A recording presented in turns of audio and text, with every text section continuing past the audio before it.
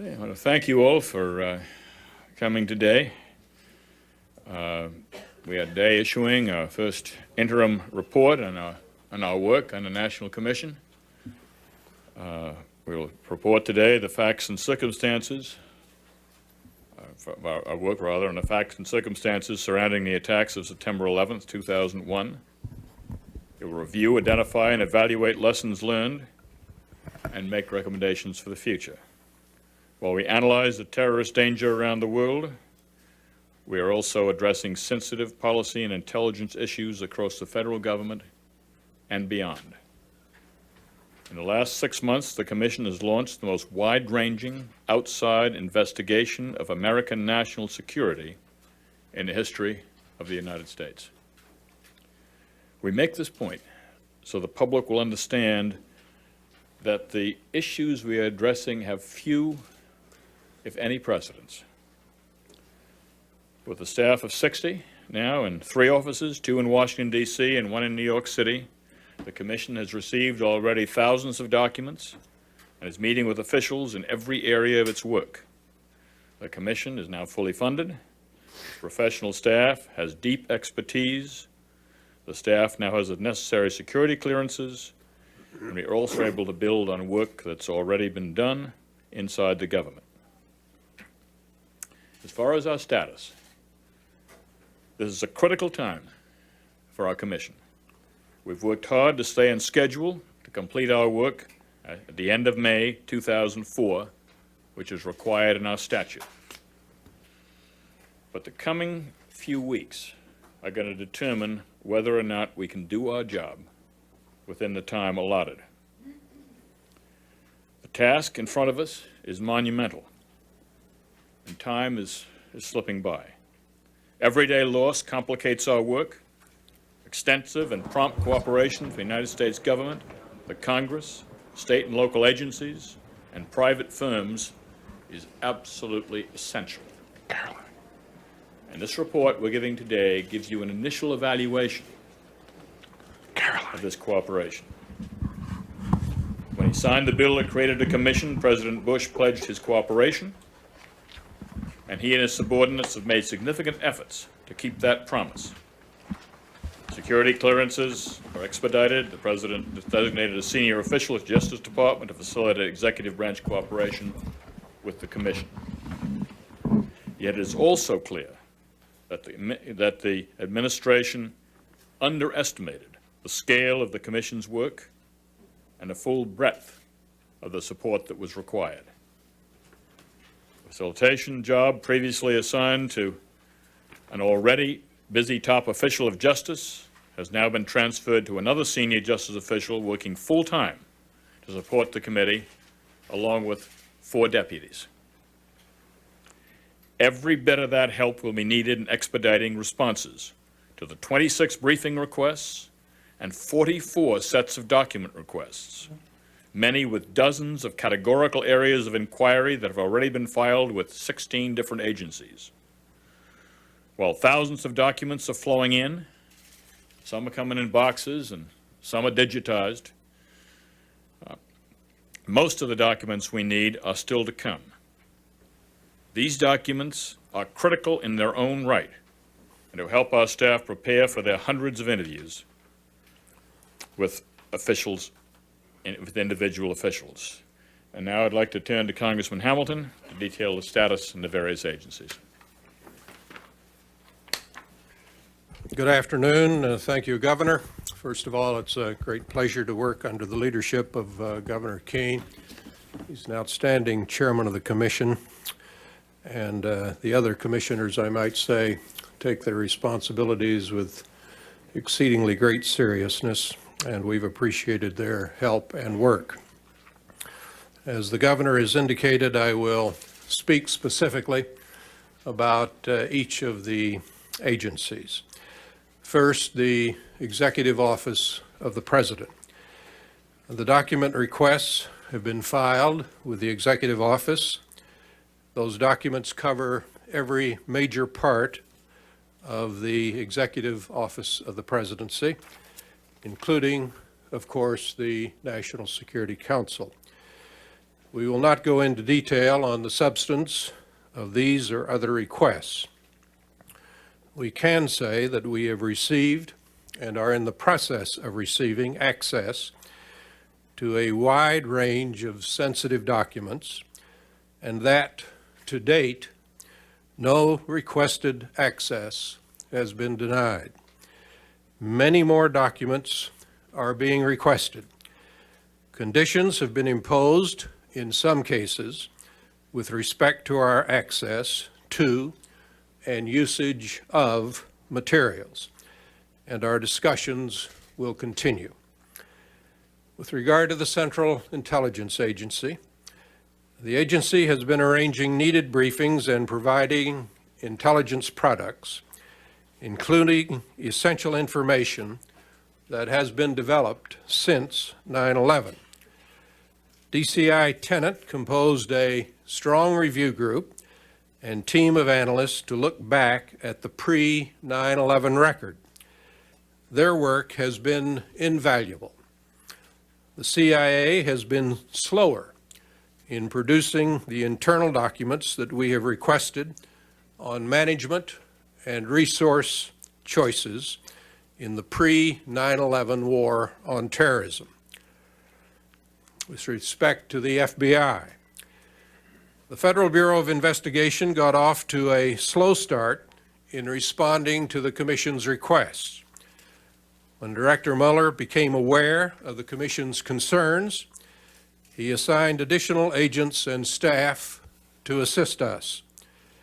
He and his staff have provided us with detailed briefings on the Pent bomb investigation and the counterterrorism reforms undertaken by the FBI since 9/11. The FBI is now moving constructively to help us utilize the records compiled in the largest criminal inquiry ever conducted by the Bureau. Especially helpful, the Bureau has helped us access documents in a searchable electronic form. The Department of Justice. The Department of Justice has assisted the White House in resolving issues that have arisen in agency responses to our requests. But records requested from the Department of Justice are overdue, and the department has not been able to resolve important issues related to the Masui case. We also disagree with the administration's general insistence on having agency representatives present during interviews of serving officials, and this is a matter still under discussion. The Department of Defense. The problems that have arisen so far with the Department of Defense are becoming particularly serious.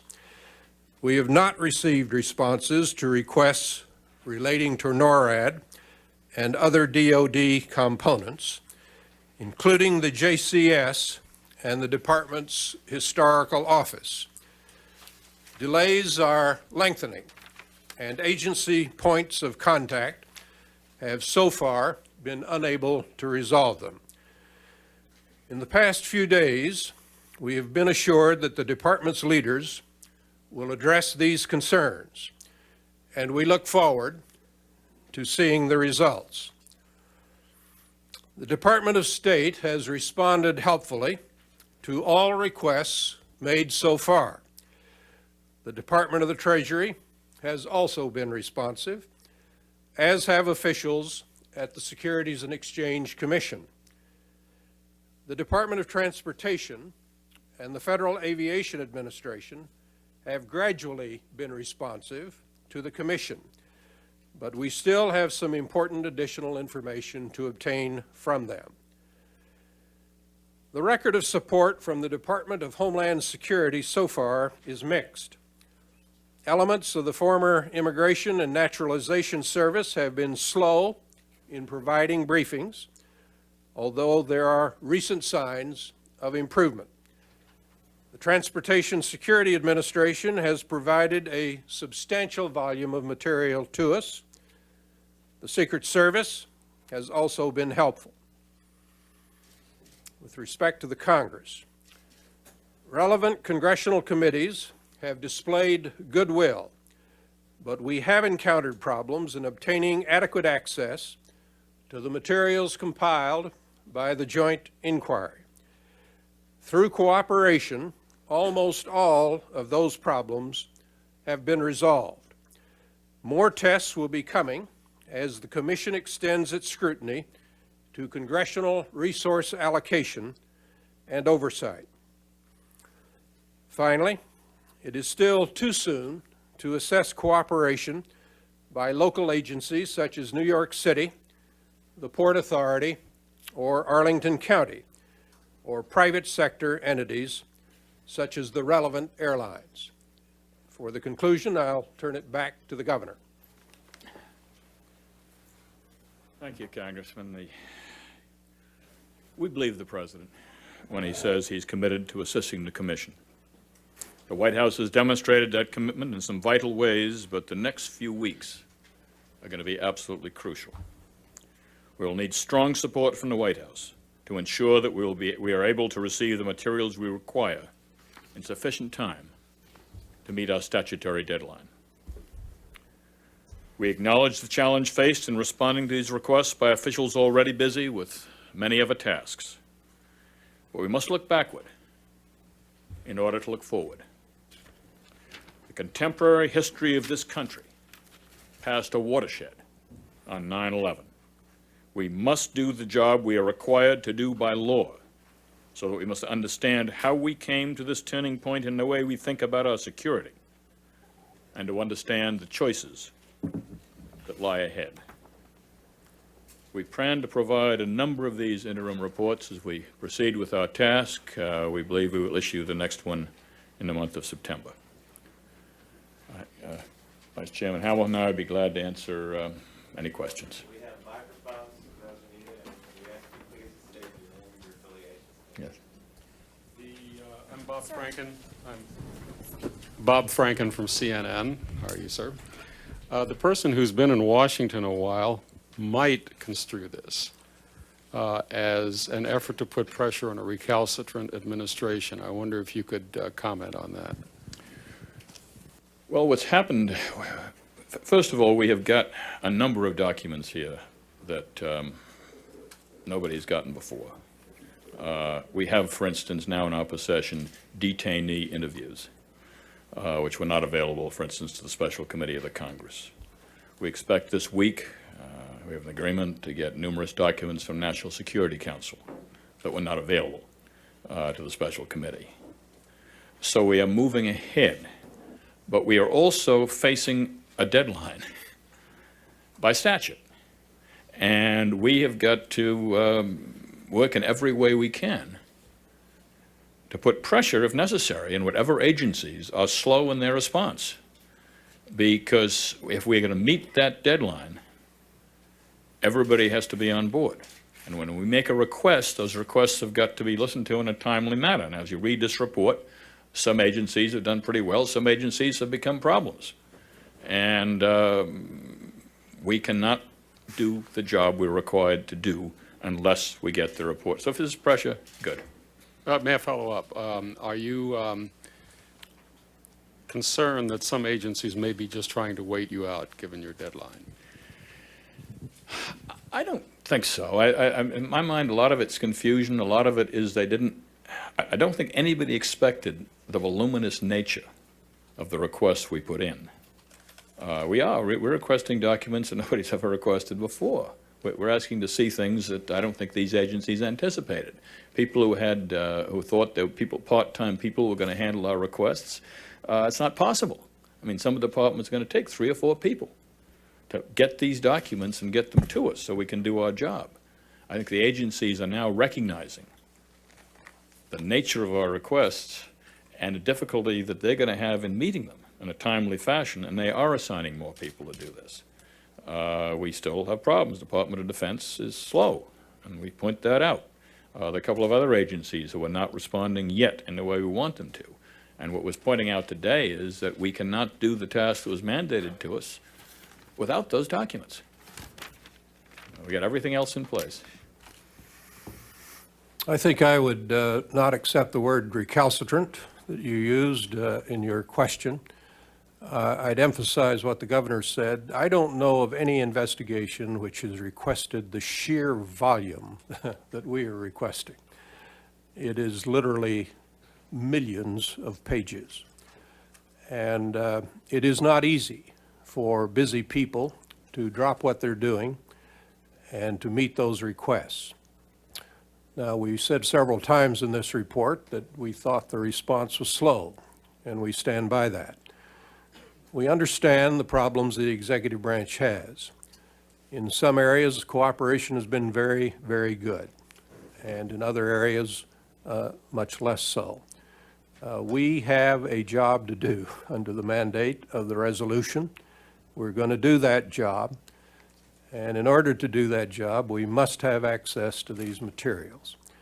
I might say that in some cases, the problem that we confront is not getting access to the documents, but in getting the staff resources to examine all of those documents that are coming to us. So this is a monumental task, and the record has not been one of recalcitrance. It has, I think, been a mixed record, but one that is improving with each hour. We are beginning literally now to get box loads of information.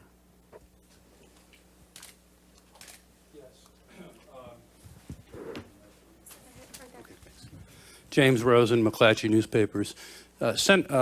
President Bush, of course, opposed the creation of the commission initially and then changed his mind. Senator McCain was recently quoted as accusing the White House and the administration of stonewalling in its cooperation with the commission. Do you agree that the administration is stonewalling? And do you have plans to subpoena either President Bush or President Clinton to appear before the commission? No. Can we get a follow-up, please? Can you elaborate on that, please? Well, no, the White House is not stonewalling. We've got a number of documents already. Documents, again, that were not made available to the special committee. We expect to get a lot more. We do need speed, and we do need to get documents we need in a timely fashion. But stonewalling is the wrong expression. It's not true. And as far as subpoenaing the last two presidents, no, we're not planning to do that. Whether we have a need to talk to them and in the manner in which we talk to them and the questions we need to ask them will be determined by the commission at a later date. So you might request that they appear. We may, but we have not had that discussion yet among the commissioners. I'm sorry. I'm Phil Sheenan from the New York Times. Governor? Yes, I'm sorry. That's right. Tell me, before the public statement today, have you communicated these concerns to the president? And if so, have you gotten a response from him? And secondly, are you opening the door today to requesting an extension of your deadline? We have talked to a number of these agencies and the White House about our concerns about time and the need for haste, simply given our statutory deadline. And I think the administration and various state agencies understand that. Perhaps today's report will act in a bit as a spur under some of those agencies. We're not talking at the moment about asking for an extension of our statutory deadline because if we get these materials in a timely fashion, we've got to be able to do our job as Congress has set it out for us. But the only thing that could stop us from doing that is the delay in these document requests. Let me point out the sentence in the report that is responsive to the question. It's on the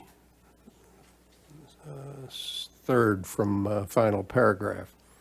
We will need strong support from the White House to ensure that we are able to receive the materials we require in sufficient time to meet the statutory deadline.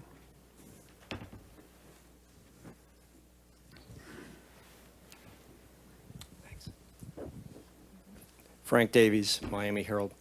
This report sort of analyzes the level of cooperation by agency by agency. I'd sort of like to ask a general question. if you would analyze it by subject area, specifically the government's work before 9/11, their work after 9/11, and third, the responses on the morning of 9/11. In those three areas, has the level of cooperation been high, low, or are there any particular areas where you're meeting resistance in getting information? We haven't broken it down that way, honestly. I don't think I could identify one of those three areas and say it's slow in that area as opposed to any of the others. We broke it down agency by agency because that's the way we're making our requests in all three of your areas. And some agencies have been better than others, and we wanted to make that public with the hope that those agencies that haven't been would be more productive. But we haven't broken it down those areas, and I don't know if you can correct me, Lee. I don't know, but I don't think there's any breakdown in that way that we could make right now.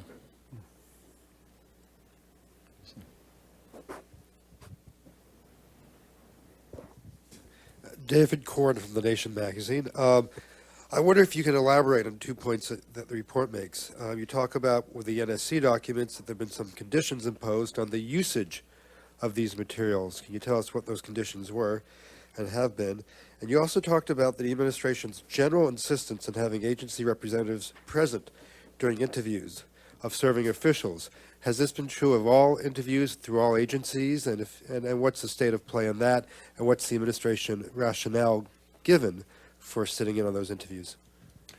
Well, this has been a long, particularly talking about, I believe, the intelligence agencies, and maybe some others, I guess, in the same area. But normally, I gather, and I'm not a Washingtonian, as you know, often appearing before Congress and before the special committee, there has been somebody from the agency who sat in when people were being interviewed. We, as a commission, would rather interview people without somebody from the agencies sitting in, and we've made that request. The agencies have resisted and said they needed somebody to sit in. We do not want this to delay our work, but we have said to them that, look, there'll be a number of occasions when we specifically have an interview where we really don't want anybody to sit in, and they say, all right, come and make your case if that happens. Well, I know it will happen. There'll be some occasions when we really want to interview people without anybody else there, for obvious reasons. And we will make that case by case as we get to those particular individuals. It's a question of it's technical. It's a number of staff who might have access, the place in which the access would occur, note-taking and what happens to note-taking, those kind of questions. It's not a question of access, it's a question of conditions of access that we're still negotiating. Right. Chris Mondix from the Philadelphia Inquirer. What is your best explanation for why you're not getting this information quickly? Is it bureaucratic sluggishness, or have you seen information suggesting that agencies will not release information because it might be damaging to their reputations or might reflect critically on their conduct before and after 9/11? We have not had any evidence yet of that latter being the case. And in some cases, as agencies, I think, were totally unprepared for the volume of the kind of requests we made. In other areas, they have some real problems with our requests. We have a lot of issues revolving around the Moussaoui trial.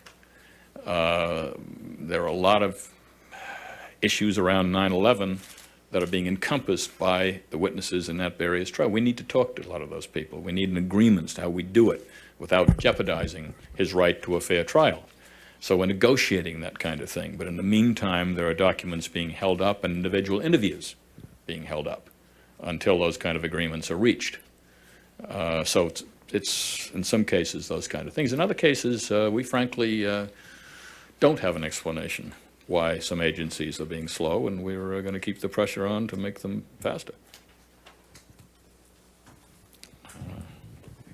Let's see. Ma'am. Yes. Thank you. Toby Zakari with Reuters News Agency.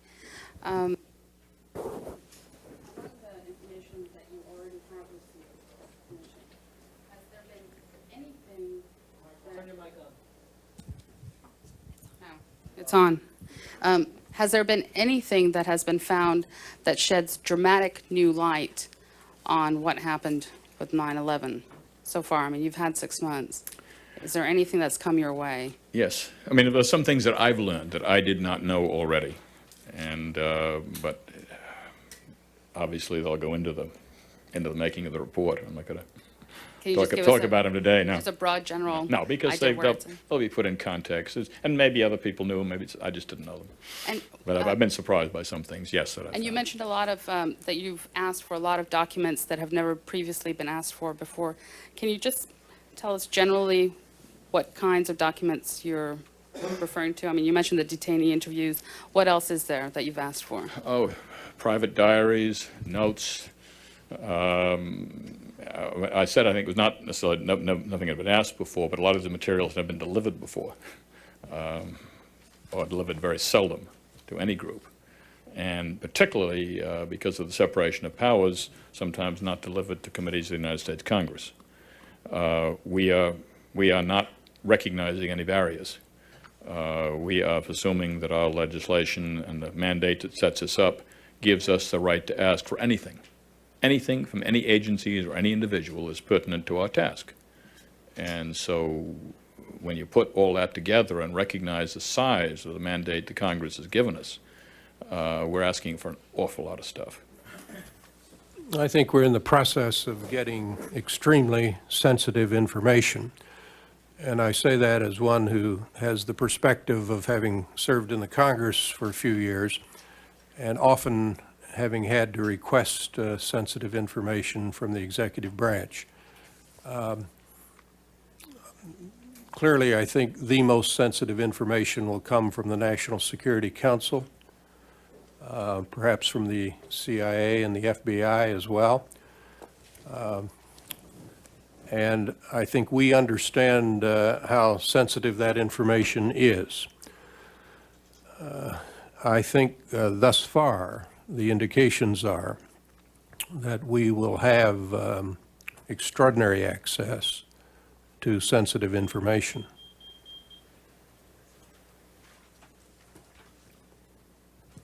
So, how would you identify yourself? Sorry, I'm sorry, Tim Berger with Time Oh, Magazine. yes, I know, but I just, Okay.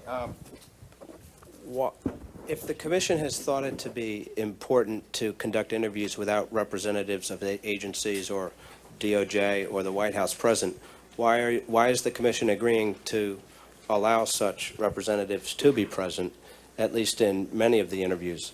And secondly, are you being asked and are you agreeing to go through central agency request points or request people to conduct interviews with subordinates in those agencies?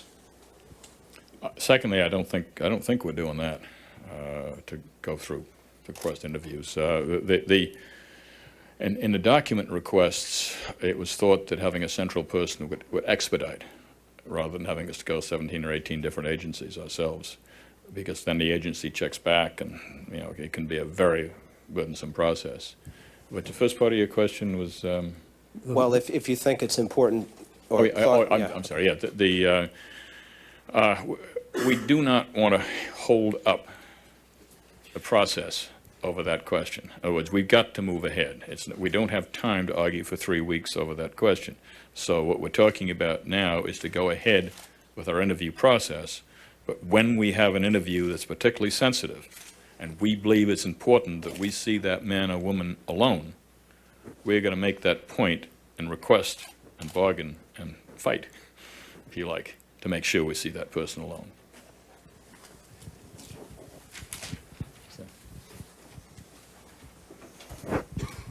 Brian Bender with the Boston Globe. Question about scope. This question? It is on. Obviously, you're going to be looking at lessons learned, making recommendations for the future. Can you give us an idea how far back you're going to go? I mean, is it 98? Is it 97? Well, it depends on the area, because, for instance, tomorrow at our public hearing, part of our mandate is to understand al-Qaeda. Where did they come from? I mean, who are these people who hate us so much and hate us so much they're willing to try and destroy civilians in our country? I mean, and we've got to understand the enemy. So we'll be going back tomorrow, for instance, in our hearing, back into the formation of Al-Qaeda, back into Egypt, back into when those people first got together and how the leadership developed and how the tactic was switched from concentrating on issues in the Middle East to saying the United States is the enemy and we've got to attack them. So in areas like that, we'll be going back a long way. And that'll include requesting government documents that date back to the 1980s, or? Where they're needed for our inquiry. But basically, we're going to be following the threads as required by the congressional mandate. And many of our requests will not go back before 1998. Where it's necessary that they do, they will.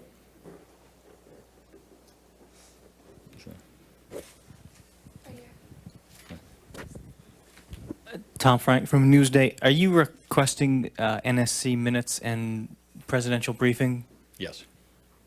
from both President Bush and Clinton? Yes. Sue Schmidt with the Washington Post. Do you envision seeking interviews with detainees or Al-Qaeda captives?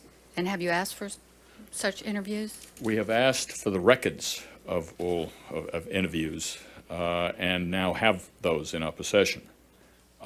We have not talked about this on the commission, but I would assume where we read those records, if we have questions, then we will pursue them with the detainees So or what have you. You might ask We might, to yeah. interview. It depends really in all these things, it depends where the work leads us. And now having these records, boxes and boxes of them in our office, when the staff's been able to plow through them, we'll be able to make that kind of determination.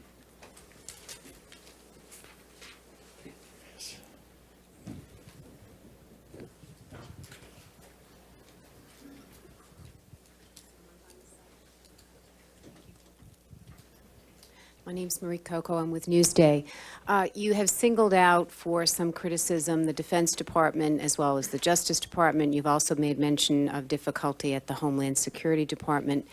The President appointed the secretaries of all those departments. All of those people in authority there work for him. And you also say you need a strong support from the White House in order to get the kind of cooperation needed to finish on time. Could you specifically say what you're looking for from the White House to convey the message to these people who work for the President that this is strongly supported? Do you think the President should make a public statement to that effect? Well, there has already been a memo that was sent out very early on from the Chief of Staff stating the President's strong support for our work and asking people to cooperate. We, of course, need more than that.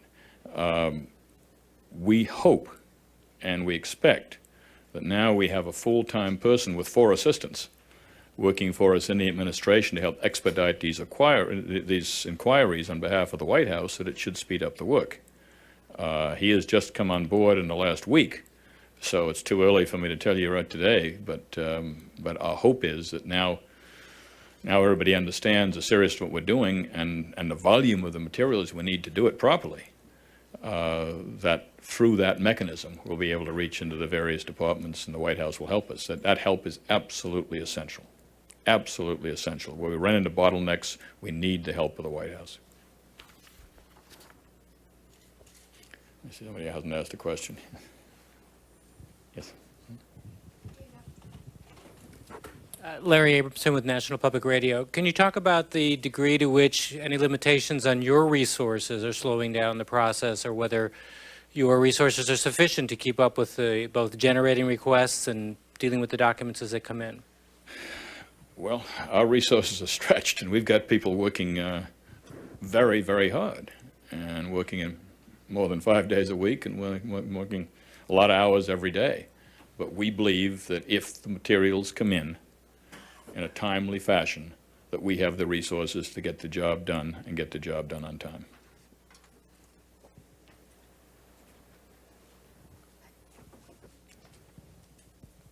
Laura Sullivan from the Baltimore Sun.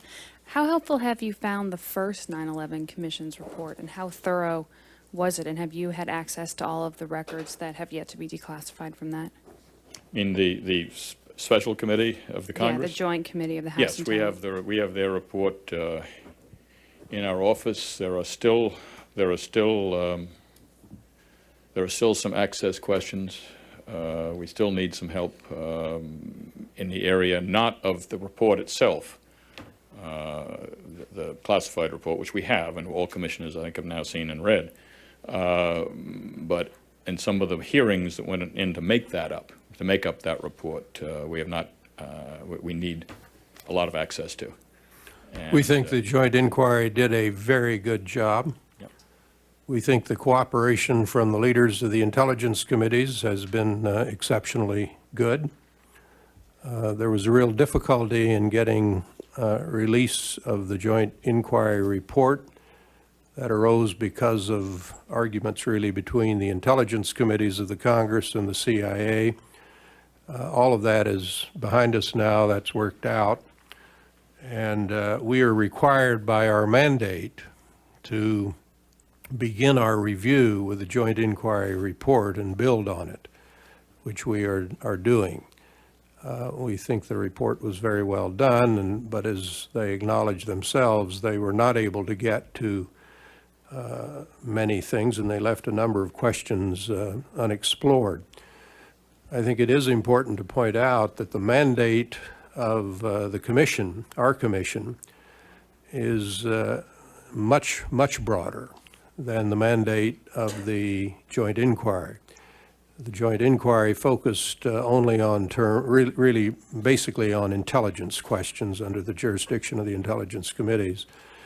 We have that as part of our mandate, but we also have law enforcement and commercial airlines and visas and terrorist financing and the Congress itself and its oversight of the intelligence communities. So our scope, our mandate is much, much broader than the joint inquiry.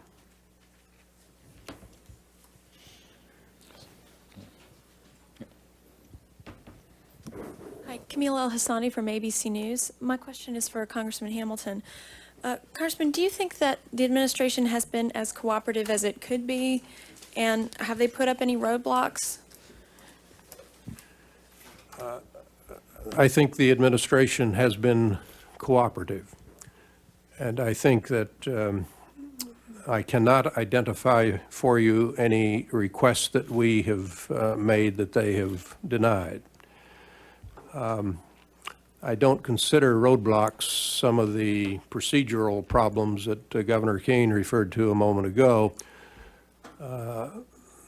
They can sometimes be an inconvenience to us in our work, but I also think we're gradually working through those.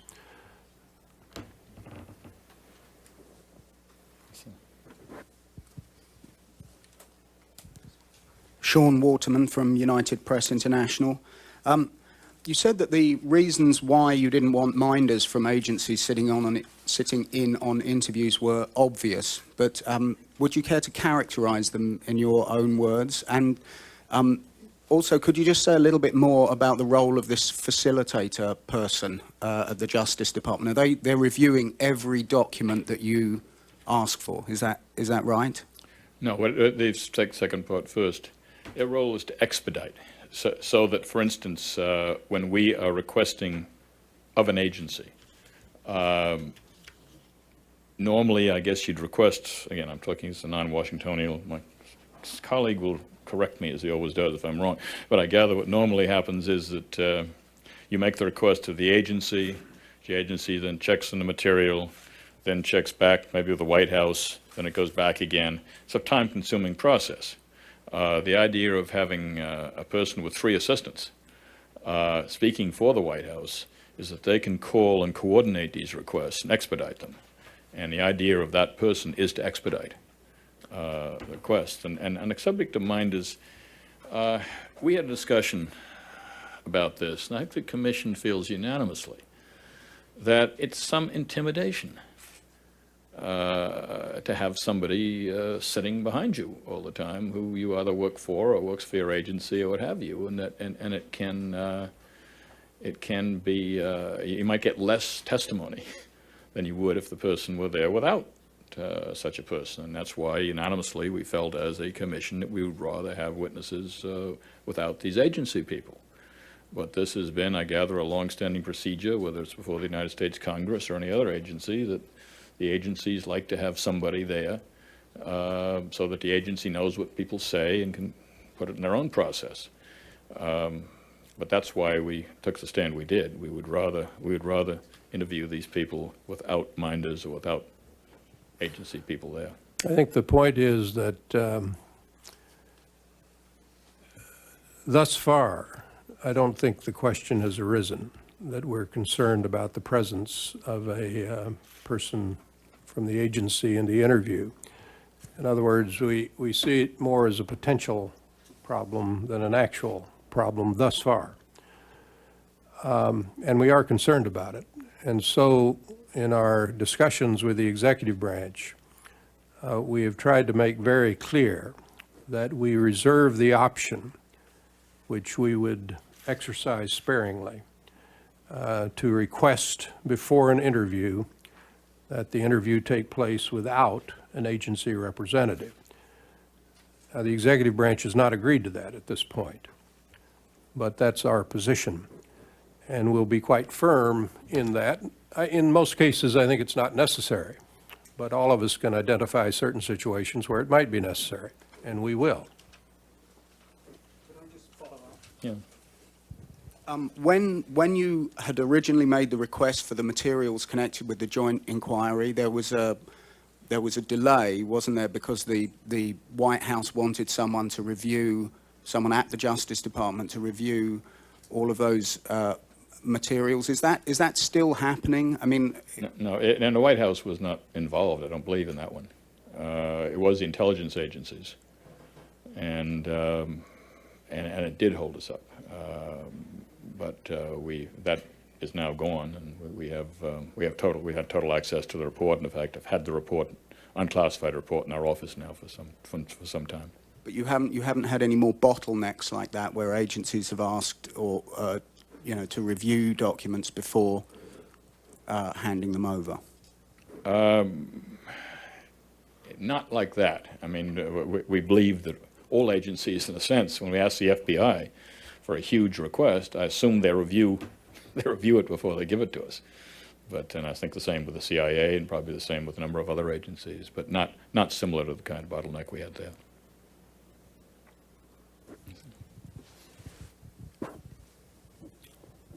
Hi, I'm Brian Blumquist with the New York Post.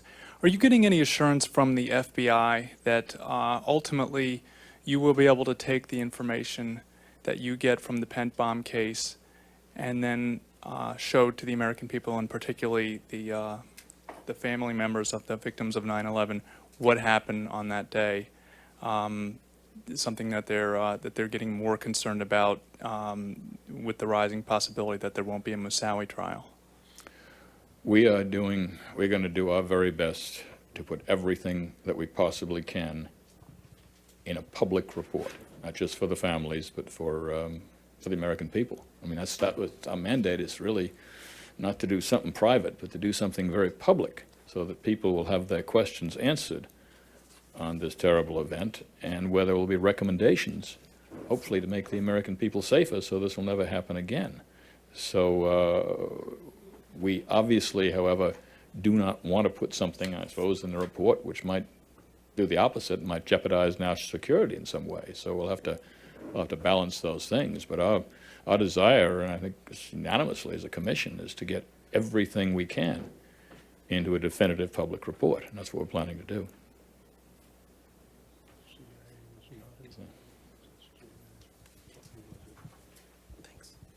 Larry Arnold from the Associated Press. First, just to clarify, has there been any kind of request, short of a subpoena, a request of any sort to the President, the Vice President, or the former President to speak to you at this point? No. But there might be? There might be, yes. And I wanted to ask... and both, by the way, have assured me personally of their full cooperation. Both the former President and current, or? Yeah. Governor, I think we misspoke at one point with regard to the negotiations we had said between the CIA and the Congress on the release of the Joint Inquiry Report. I'm informed that that negotiation was not with the CIA, but it was with the Department of Justice and the FBI, principally, and not the CIA. Excuse me. No, thank you. Governor, the question was, even as you're trying to get the documents, you've held 2 public hearings, you have a 3rd one tomorrow. Have there been instances where the hearings have it all been compromised by the lack of documents yet in hand? And does a hearing like tomorrow take on a different focus because there are documents you're still waiting for? No, I don't believe, I don't believe, and I'll look at Phil Zellico on that one, but I don't believe the hearing's been compromised at all tomorrow by a lack of documents. No, it has not. And we'll be returning to some of the same issues that we're discussing in the hearing tomorrow at a later date. No, the hearing tomorrow has not been compromised by a lack of documents. The hearing tomorrow will serve the purposes you described, Governor. But we'll be returning to a number of these same issues with the benefit of testimony from administration officials and the benefit of a lot of our additional investigative work. So we're certainly not done with public discussions of the terrorist enemy. A lot of these documents will be very necessary for future hearings. Hi, Nancy Rome, 3BM TV, London. The White House said today in the Wall Street Journal that they wanted to make sure there was no possibility of any politicization. Wouldn't the postponement for the findings of the commission to be released after November have removed that possibility, or at least postponed it? If you all released your report after the November elections? We plan to try and meet the mandate. Congress has said that, and we're going to do our best to meet that date. And so that's what we're going to try. That's what we're going to try and do. But we need the document release to do it. Right, but if everything I'm hearing is about timing, wouldn't postponing this till after the elections help you all out tremendously? Well, at this point, it's not an option. No, I don't believe it. I have no idea whether the Congress, the White House, or anybody else would be supportive. When we've talked to people, they all said, we hope you can do it on time, and we're going to do our very best to do it on time, as long as we get the documents to work with. I might say that it's my impression, I haven't checked this with the governor, but it's my impression that the commission did have, as all of you know, some difficulties in getting started. There's a change in the leadership. It's not easy to put together a staff of 60 people that have maximum clearance. Not easy to get space that is totally secure. Not easy to get up to date on investigations that have been going forward for months within the executive branch. But I really feel positive about where we are at this moment, and I believe that we are on track, that the energy level within the commission and the energy level in responding to the commission has been sharply increased in recent weeks. And I think in many respects the commission investigation has turned the corner with regard to its very extensive mandate. Let me say another thing, that just to compliment what Commissioner Hamilton said, that pleases me very, very much. My concern when I was appointed as chairman, one of the concerns I had, I looked at the commission and thought, here are 5 Republicans and 5 Democrats, most of whom had never met each other before, all of whom came from partisan backgrounds on one side or the other, and are we going to head down a road that becomes partisan in some way or other, particularly when you're facing a presidential election just after you make your report? Well, what I'm so pleased about is it has not broken down that way. We've had disagreements in the commission, but the disagreements have not broken down between Republicans and Democrats. They've been broken down on the basis of issues. And we are working together now very, very well. There hasn't been one single vote taken on the commission that I could characterize as partisan. So that, to me, is is a tremendous plus, and frankly, a credit, I think, to my fellow commissioners. Every decision has been made, Tom, I believe, on the basis of consensus. That's right. We have one final question, sir. Yes, sir. Okay. Governor, how important is it for the commission to understand what happened in the Moussaoui case? And has the FBI cited the Moussaoui trial in trying to block access for the commission to information about what happened in the Minneapolis field office? It's more than that. It's so much of the Moussaoui case is based around so much of what happened on 9/11.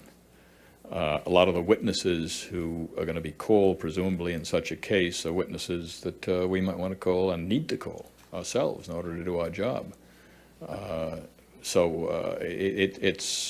It's working out a way with the Justice Department so that we can have access to witnesses and access to materials in the Moussaoui case in a way that does not in any way jeopardize his right to a fair trial. I know those negotiations are ongoing, but they're vital to our work because we cannot be blocked from access to some of those materials. But at this point, is the Bureau trying to block you from having access to materials about what happened between the Minneapolis field office and FBI headquarters? It's a question of, it's not blocking, it's a question of negotiation at the moment. And they are very sensitive, Justice Department in particular is very, very sensitive to keeping that trial pure, in a sense, and fair. And we are very sensitive to the fact that we've got a job to do in which we need some of those documents and some of those people.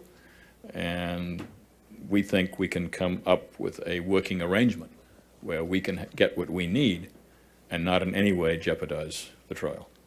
This is not an unusual instance at all. Any investigation or many investigations conflict with a team of trial lawyers. The trial lawyers have a job to do. Their job is to convict somebody. And they're exceedingly sensitive about any information being released which would impact the trial and lessen their chance of getting a conviction. Our perspective is very different. We're not prosecutors. We're not trying to convict anyone, but we are trying to understand. Now, what arises in this case, because of the unique elements of this particular case, is that it is just so very, very broad that it impacts the work of the commission in many ways. We're going to keep pushing until we get the information we want.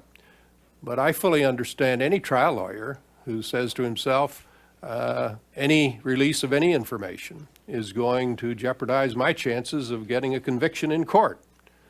I've encountered this a half a dozen or a dozen times in the course of investigations. And the only thing that's different about this one is that it's such a broad scope in the trial that it covers a lot of ground that we're interested in.